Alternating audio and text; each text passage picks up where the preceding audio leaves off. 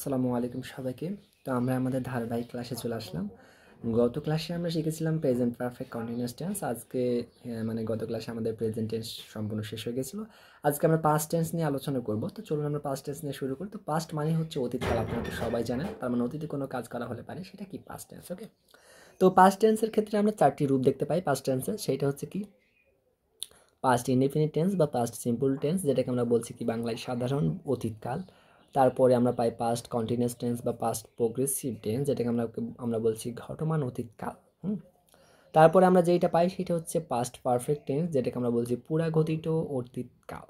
তারপরে 4 নম্বর এবং লাস্টলি যেটা পাই প্রেজেন্ট পারফেক্ট কন্টিনিউয়াস টেন্স বা প্রেজেন্ট পারফেক্ট প্রোগ্রেসিভ টেন্স, এটাকে বলছি আমরা পুরাঘটিত চলমান অতীতকাল। তো আজকে আমরা আলোচনা করব পাস্ট ইনডিফিনিট টেন্স নিয়ে। পাস্ট ইনডিফিনিট টেন্স না, আজকে আমরা আলোচনা করবো। তো পাস্ট ইনডিফিনিট টেন্সের বাংলা অর্থটা কি? পাস্ট ইনডিফিনিট টেন্সের বাংলা অর্থ হচ্ছে যে সাধারণ অতীতকাল। কি বললাম? পাস্ট ইনডিফিনিট টেন্সের বাংলা অর্থ সাধারণ অতীতকাল। পাস্ট ইনডিফিনিট টেন্সের বাংলা অর্থ হচ্ছে সাধারণ অতীতকাল। ডেফিনেশন বা সংজ্ঞাটা যদি একটু লক্ষ্য করেন তাহলে আমরা দেখতে পাই যে অতীতে কোনো কাজ করা হয়েছিল কিন্তু বর্তমানে তার ফলাফল বিদ্যমান নেই, এরূপ যদি বোঝায় ভার্বের কোনো রূপ, তাহলে সেটা হবে কি পাস্ট ইনডিফিনিট টেন্স হবে। অর্থাৎ অতীতে কোনো কাজ করা হয়েছিল, ফলাফলও বর্তমানে বিদ্যমান নাই, তেমন অতীতেই শেষ হয়ে গেছে, এরকম যদি কোনো কাজ হয় তাহলে সেটা হচ্ছে আমাদের কি পাস্ট ইনডিফিনিট টেন্স হবে। তো বাংলায় চিনব কীভাবে?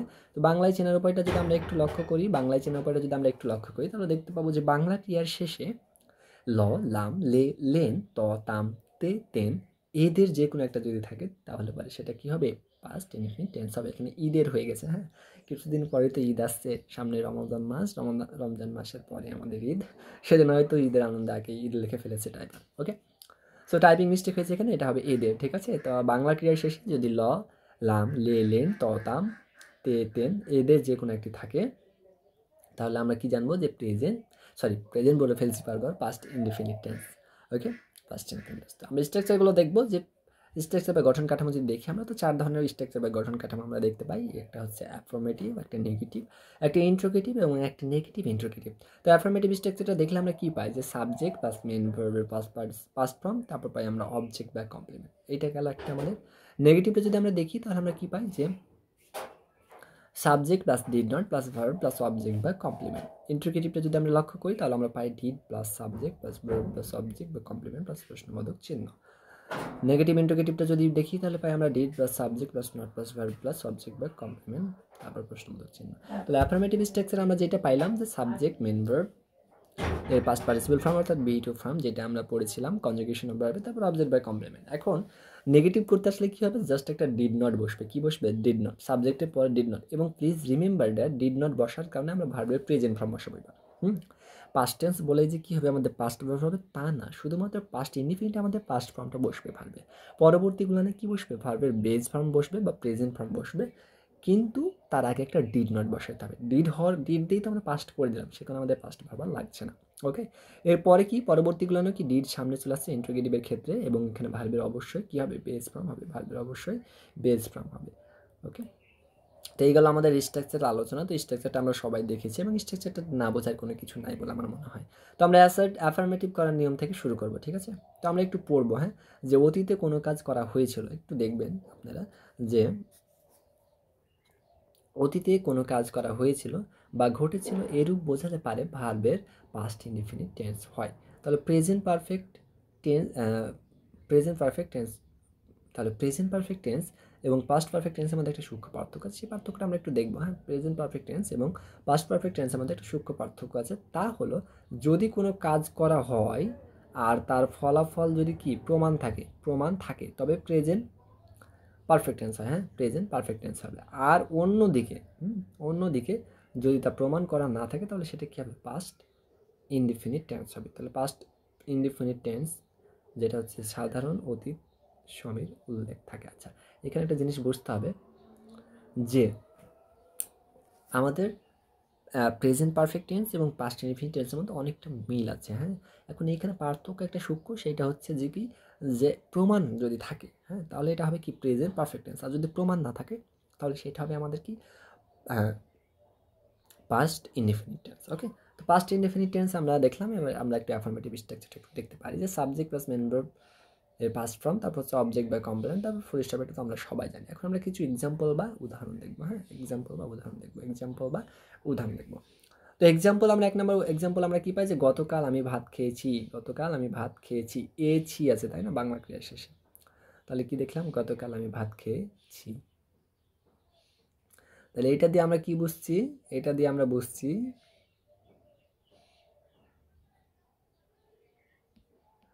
ভাত খেয়েছিলাম। ঠিক আছে, গতকাল আমরা ভাত খেয়েছিলাম।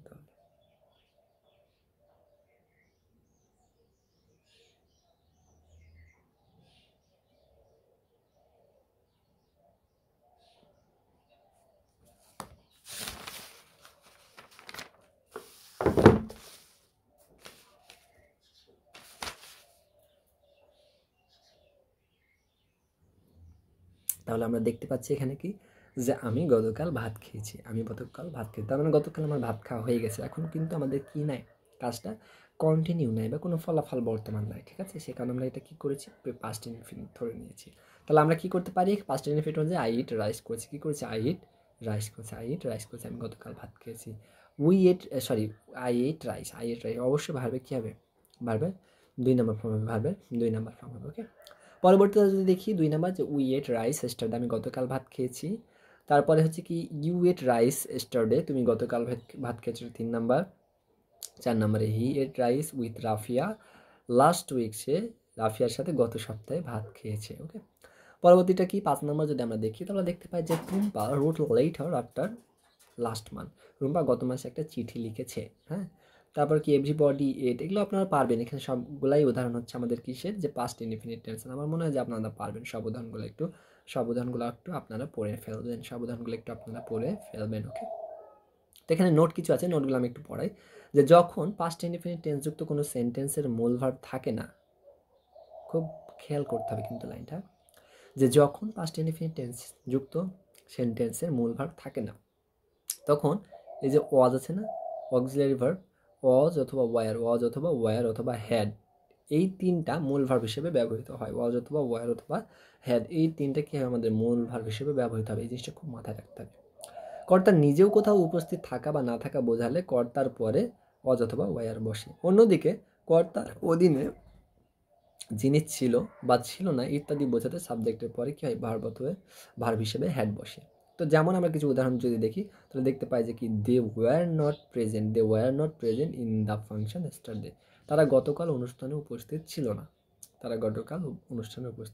ছিল না। তাহলে এখানে আমরা কি করলাম, ওয়ারটাকে মূল ভার্ব হিসেবে ব্যবহার করলাম, কারণ এখানে কোনো মেইন ভার্ব নাই, সে কারণে আমাদের এখানে কি, ওয়ারটা মূল ভার্ব হিসেবে ব্যবহৃত হলো।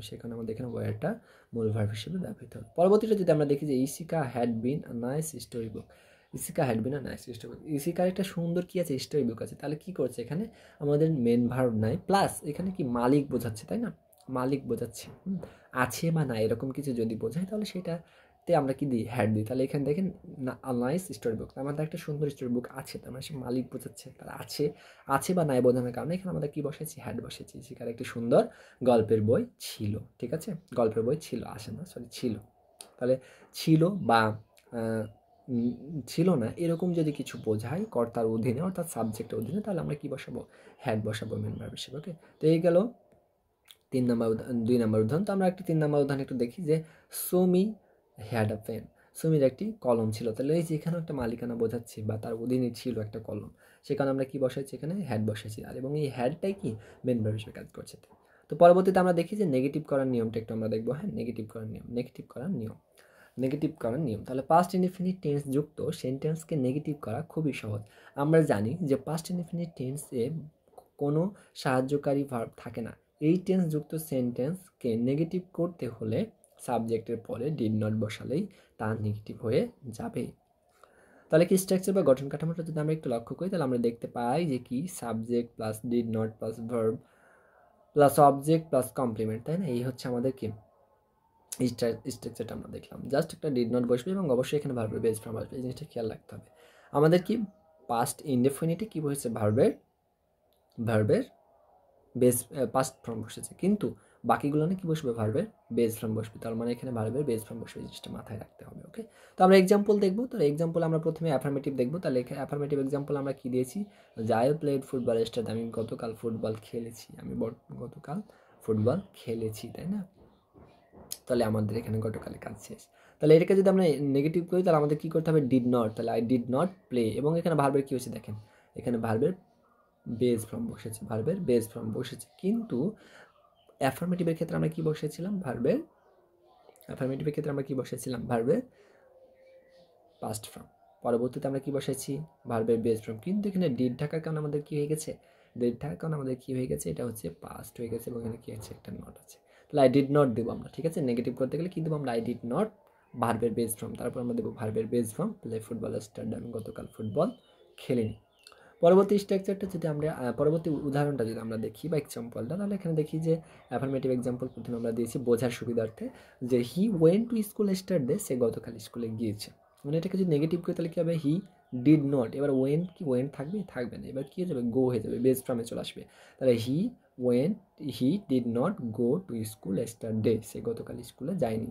এই যে ওয়েন্ট থেকে কী হয়ে গেল, বেস ফর্মে এসে গো হয়ে গেল, কারণ গো এর পাস্ট ফর্ম হচ্ছে কি, ওয়েন্ট। ওকে, তো এটা গেল আমাদের কয়েকটা উদাহরণ। এবার আমরা আরও কিছু উদাহরণ দেখবো। সেইটা হচ্ছে যে টু বি ভার্বযুক্ত যদি সেন্টেন্স থাকে, হ্যাঁ, টু বি ভার্বযুক্ত সেন্টেন্সকে নেগেটিভ করতে গেলে আমরা কীভাবে নেগেটিভ করবো সেটা আমরা দেখবো। তো টু বি ভার্বযুক্ত পাস্ট ইনডিফিনিট টেন্সের ক্ষেত্রে ওয়াজ ওয়ারের পরে নট বসালে বাক্যটা নেগেটিভ হয়ে যায়, মাথা রাখতে হবে। তাহলে টু বি ভার্বযুক্ত যদি কোনো সেন্টেন্স হয় তাহলে ওয়াজ ওয়ারের পরে নট বসালে পরে কী হয়ে যাবে, নেগেটিভ হয়ে যায়। তাহলে স্ট্রাকচারটা আমরা কীভাবে লিখতে পারি, যে সাবজেক্ট প্লাস ওয়াজ অথবা were plus not plus object বা কমপ্লিমেন্ট। ওকে, আচ্ছা, তাহলে এক্সাম্পল হিসেবে আমরা কি দিতে পারি, আই ওয়াজ এক্সাম্পল হিসেবে আমরা দিতে পারি, I was a student of Rajshahi Prabhat Bidyalay, তাই না? তাহলে এখানে একটা বিদ্যালয়ের নাম দিচ্ছে, আই ওয়াজ আ স্টুডেন্ট। তাহলে এখানে কি আছে, ওয়াজ আছে। তাহলে এখন এটাকে যদি নেগেটিভ করি তাহলে কী হবে, ওয়াজের পর জাস্ট নট দিয়ে দিলাম, অক্সিলারি ভার্ব যেহেতু আছে তাহলে ওয়াজের পর জাস্ট নট দিয়ে দিলাম। টু বি ভার্ব যেহেতু আছে, টু বি ভার্ব থাকার কারণে আমরা কী করলাম, টু বি ভার্ব থাকার কারণে আমরা জাস্ট নট দিয়ে দিলাম, সেই কারণে আমাদের হয়ে গেল কি, নেগেটিভ। ওকে, পরবর্তীটা যদি আমরা একটু লক্ষ্য করি, যে in Mukul Niketan pre cadet school Piya was my best friend, তাই না? তাহলে এইখানে কি আছে, ওয়াজ আছে, এখানে ওয়াজ আছে। তো এই ওয়াজ থাকার কারণে আমরা কী করলাম, ওয়াজের পরে জাস্ট একটা নট বসে দিলে আমাদের কী হয়ে যাবে, পাস্ট ইনডিফিনিট টেন্স হয়ে যাবে। এবার দেখবো আমরা ভার্ব টু হ্যাভ এর ক্ষেত্রে একই নিয়ম প্রযোজ্য, ঠিক আছে? তাহলে যদি আমাদের হ্যাভ ভার্বগুলো থাকে, হ্যাভ ভার্বগুলোর মধ্যে কী থাকে, হ্যাভ হ্যাজ হ্যাড, তো এই হ্যাভ হ্যাজ হ্যাডগুলো যদি থাকে তাও আমরা একই কাজ করবো, ঠিক আছে? এখন হ্যাভ হ্যাজ তো পাস্টে প্রেজেন্টের, আর হ্যাড হচ্ছে কিসের, পাস্টে। তাহলে হ্যাড যদি থাকে তাহলে আমরা কী করবো, একই কাজ করবো। হ্যাড থাকলে আমরা একই কাজ করবো, I had a friend in my primary school. তাহলে একটা অ্যাফার্মেটিভ আছে। এখন জাস্ট আমরা কী করবো, নেগেটিভ করতে গিয়ে জাস্ট একটা নট বসিয়ে দেবো, হ্যাডের পর একটা নট বসিয়ে দেবো, তাহলে পারে হয়ে যাবে, ঠিক আছে? তাহলে পারে হয়ে যাবে। এটা এখন আরেকটাও করা যায়, হ্যাড বাদ দিয়ে আমরা ডিড বসাতে পারি, হ্যাডের জায়গাতে আমরা ডিডও বসাতে পারি, আই ডিড নট হ্যাভ, ঠিক আছে? I did not have. এখন এখানে মাথায় রাখতে হবে যে এখানে যদি আমরা ডিড বসে তাহলে আমাদের এখানে অবশ্যই হ্যাভ দিতে হবে। কেন, ডিড বসিয়ে আমরা কী করলাম, পাস্ট করলাম, কিন্তু এই যেখানে হ্যাড ছিল, এই হ্যাডের কারণে এখানে বেস ফর্ম হিসেবে হ্যাভ বসলো, ঠিক আছে? বেস ফর্ম হিসেবে হ্যাভ বসলো, যেহেতু হ্যাড হচ্ছে পাস্টে আছে। ওকে, এখন ইন্ট্রোগেটিভ করার নিয়মটা দেখবো। গিয়েছিল আমাদের হচ্ছে নেগেটিভ করার নিয়ম গেল, এখন ইন্ট্রোগেটিভ করার নিয়ম কিছু আমরা দেখবো। তাহলে পাস্ট ইনডিফিনিট টেন্সযুক্ত সেন্টেন্সকে ইন্ট্রোগেটিভ করা খুবই সহজ। হ্যাঁ, সাহায্যকারী ভার্বকে প্রথমে নিয়ে আসতে হয়, সাহায্যকারী ভার্বকে প্রথমে নিয়ে আসতে হয়, সাহায্যকারী ভার্বকে প্রথমে নিয়ে আসতে হয়। তাহলে এক্সাম্পলটা কি, যে ডিড, গঠন কাঠামো বা এক্সাম্পলটা হচ্ছে ডিড, তারপর কী হবে আমাদের সাবজেক্ট, তারপরে ভার্ব, তারপরে অবজেক্ট বা কমপ্লিমেন্ট, তারপর প্রশ্নবোধক চিহ্ন। তো এক্সাম্পল আমরা কিছু দেখবো। প্রথমে আমরা অ্যাফার্মেটিভ এক্সাম্পল দিয়েছি বোঝার সুবিধার্থে। তো অ্যাফার্মেটিভ এক্সাম্পল হচ্ছে, আই রোট আ লেটার স্টার্ট, আমি গতকাল একটি চিঠি লিখেছিলাম, বাংলাতে ললে নাম আছে, তাই না? আচ্ছা, তাহলে এখানে কী করবো, আমরা ডিড দেবো, ডিড দিয়ে শুরু করবো। তাহলে ডিড আসবে প্রথমে, তারপর সাবজেক্ট, তারপর ভার্বের কী হবে, এবার বেস ফর্ম হবে, ভার্বের বেস ফর্ম হবে, ঠিক আছে? তাহলে কী হলো আমাদের, I did write a letter স্টারডে, আমি কি গতকাল চিঠি লিখেছিলাম, আমি কি গতকাল চিঠি লিখেছিলাম, এই গেল হচ্ছে আমাদের। এরপরে কি আছে আমাদের, একটা নোট আছে, এই নোটটা একটু ভালো খেয়াল করতে হবে। নোটটা কি, যে টু বি এবং টু হ্যাভ ভার্বের ক্ষেত্রে আগের নিয়মই প্রযোজ্য, অর্থাৎ টু বি এবং টু ভার্বের ক্ষেত্রে, টু বি ভার্বের ক্ষেত্রে ওয়াজ ওয়ার এবং টু হ্যাভ ভার্বের ক্ষেত্রে হ্যাডকে প্রথমে নিয়ে আসতে হবে, এই জিনিসটা একটু মাথায় রাখতে হবে। তাহলে এখানে কি লেখা আছে, সাবরিন ওয়াজ, এখানে একটা উদাহরণ আছে, সাবরিন ওয়াজ আ আর regular student of mission girls high school. এটা আমাদের আছে একটা স্কুল। তো সাবরিন মিশন বালিকা উচ্চ বিদ্যালয়ের একজন নিয়মিত ছাত্র ছিল। তাহলে এটা কী করবো, ওয়াজকে জাস্ট সামনে নিয়ে চলে আসলাম, তাহলেই হয়ে গেল। তাহলে was Sabrin regular student of mission girls high school, তাহলে এটা হয়ে গেল আমাদের কি ইন্ট্রোগেটিভ। ওকে, এখন আমরা ইন্ট্রোগেটিভের ঝামেলা শেষ, ইন্ট্রোগেটিভ আমরা দেখলাম, এখন আমরা নেগেটিভ ইন্ট্রোগেটিভটা দেখবো। তাহলে পাস্ট ইনডিফিনিটকে আমরা কী করে পাই, নেগেটিভ ইন্ট্রোগেটিভ করতে পাই বা কীরকম রূপ দেখতে পাই সেটা আমরা দেখবো। তার আগে আমরা গঠন কাঠামোতে একটু দেখে ফেলবো যে গঠন কাঠামো বা স্ট্রাকচার আমরা দেখতে পাই কি, যে did plus subject plus not plus verb plus object বা কমপ্লিমেন্ট প্লাস প্রশ্নবোধক চিহ্ন। কিছু এক্সাম্পল আমরা দেখবো। এক্সাম্পলে আমরা প্রথমে অ্যাফার্মেটিভ দিয়েছি আমাদের বোঝার সুবিধার্থে। তো অ্যাফার্মেটিভটা কি, যাই ওয়েন টু স্কুল স্টারডে, আমি গতকাল স্কুলে গিয়েছিলাম, মানে এটাকে ইন্ট্রোগেটিভ করতে গেলে কি ডিড আসবে সামনে, অবশ্যই আমাদের একটা ডিড নিয়ে আসতে হবে। ডিড আই নট গো, এখন কি আমাদের ওয়েন্ট হবে না, কী হবে, গো হবে, ভার্বের বেস ফর্ম হবে, গো টু স্কুল স্টারডে। অথবা আমরা কী করতে পারি, ডিডেন্ট, এনটিকে ডিডের সাথে সংক্ষিপ্ত আকারে বসাতে পারি। তাহলে কি লিখতে পারি, didn't I go to school স্টারডে, আমি গতকাল স্কুলে গিয়েছিলাম না। অ্যাফার্মেটিভে কী করতে পারি আমরা, যে আরেকটা উদাহরণ আমরা পরবর্তী উদাহরণ যদি দেখি, তাহলে এখানে একটা অ্যাফার্মেটিভ দেওয়া আছে যে মনিরা রোট এ লেটার, তাহলে মনিরা একটি চিঠি লিখেছিল। এখন নেগেটিভ ইন্টিগ্রেটিভ করতে গেলে অবশ্যই আমাদের ডিড নিয়ে আসতে হবে। তাহলে did Monira not write a letter, did তারপর সাবজেক্ট হবে, তারপর আমরা কী করবো, নট বসাবো, তারপর রাইট আ লেটার। এখন রোড থেকে কী হবে, রাইট হয়ে যাবে। কেন রাইট হয়ে যাবে, কারণ আমাদের ভার্বের বেস ফর্ম বসবে, ঠিক আছে, নেগেটিভ ইন্ট্রোগেটিভ স্ট্রাকচার। তাহলে মনিরা কি একটি চিঠি লিখেছিল না, না। এখন অ্যাফার্মেটিভ পরবর্তী উদাহরণটা যদি আমরা একটু দেখি, তাহলে এক যে রিতা, একই সব, এগুলো সবই হচ্ছে একই। মনে হয় যে আপনারা সবই পারবেন, সবই সহজ। হ্যাঁ, আপনারা একটু দেখে নেন, নিজেরাই দেখে নেন, দেখেন খুবই সহজ আমি দেখতে পাচ্ছি। রিতা গো টু স্কুল, পরবর্তী উদাহরণটা, Rita got chance in sociology, Rita সমাজবিজ্ঞানে চান্স পেয়েছিল। তাহলে কী করতে হবে, ডিড নিয়ে আসতে হবে, ডিডের পর কি সাবজেক্ট, তারপর একটা নট, ভার্বের প্রেজেন্ট ফর্ম। তাহলে কী হলো, আমাদের গড থেকে হয়ে গেল কি gate chance in sociology. Rita কি সমাজবিজ্ঞানে চান্স পেয়েছিল না, লাস্ট প্রশ্নবোধক চিহ্ন। ওকে, অ্যাফার্মেটিভটা দেখলাম, এই যে affirmative, she was a student of Rajshahi government girls high school, সে কি রাজশাহী সরকারি বালিকা উচ্চ বিদ্যালয়ের একজন ছাত্রী ছিল না। এই গেল হচ্ছে আমাদের। এখন এটাকে যদি আমরা নেগেটিভ ইন্টিগ্রেটিভ করি, তাহলে আমাদের কী করতে হবে, নেগেটিভ ইন্টিগ্রেটিভ করতে গেলে আমাদের করা লাগবে হচ্ছে ওয়াজটা সামনে আসবে, was she not a student of Rajshahi government girls high school. অথবা ওয়াজেন্ট করতে পারি, আমরা এনটিকে সংক্ষিপ্ত আকারে নিয়ে আসতে পারি, এই যে এনটিকে সংক্ষিপ্ত আকারে নিয়ে এসেছি, ওয়াজের সাথে এনটিকে সংক্ষিপ্ত আকারে নিয়ে এসে wasn't she student of Rajshahi government girls high school. এখানে বানানটা ভুল হয়েছে, টাইপিংয়ে। সে কি রাজশাহী বালিকা উচ্চ বিদ্যালয়ের একজন ছাত্রী ছিল না। এখন অ্যাফার্মেটিভ করি, অ্যাফার্মেটিভে আরও একটা উদাহরণ যদি দেখি আমরা, তাহলে অ্যাফার্মেটিভে কী আছে, যে Nadia is my cousin, Nadia আমার ফুফাতো বোন, তাই না, নাদিয়া হচ্ছে আমার ফুফাতো বোন। তাহলে এটাকে যদি ইন্টিগ্রেটিভ করি, তাহলে is Nadia not my cousin, হয়ে গেল নেগেটিভ ইন্টিগ্রেটিভ। অথবা ইজেন্ট নাদিয়া মাই কাজিন, এই তো।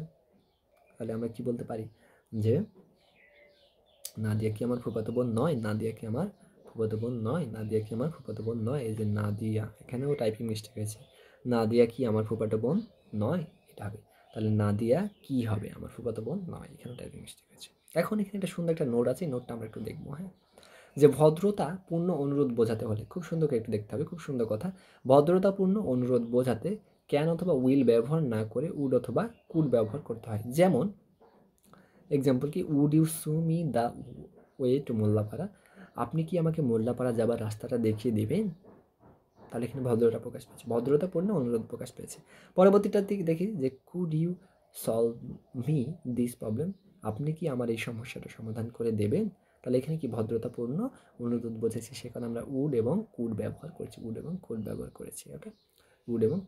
করেছি, নোট 2টা যদি আমরা একটু লক্ষ্য করি, যে yesterday, last month, last year, last week, ago ইত্যাদি নির্দেশক শব্দ থাকলে পাস্ট ইনডিফিনিট টেন্স হয়। অর্থাৎ চোখ বন্ধ করে যদি এই শব্দগুলো থাকে, তাহলে আমরা কী করবো, পাস্ট ইনডিফিনিট করবো। যেমন এখানে কি আছে দেখেন, যে আই স, সি থেকে স হলো, কেন স হলো, কারণ এই যে আমাদের এখানে স্টারডে আছে, স্টারডে থাকার কারণে আমরা কী করলাম, পাস্ট ইনডিফিনিট করে দিলাম, পরবর্তীটা কি, যে লাস্ট ইয়ার আছে, লাস্ট ইয়ার থাকার কারণে আমরা কী করলাম, I meet you last year, অর্থাৎ মিট থেকে মিট করে দিলাম, পাস্ট ফর্ম করে দিলাম। ওকে, মিট থেকে মিট করে দিলাম। Manisha phone me last year এগো, এখানে যে এগো থাকার কারণে আমরা কী করলাম, ফোন থেকে ফোন করে দিলাম। ওকে, তো আমি আশা করি এগুলো আপনারা বুঝবেন এবং আপনারা সবই পারেন।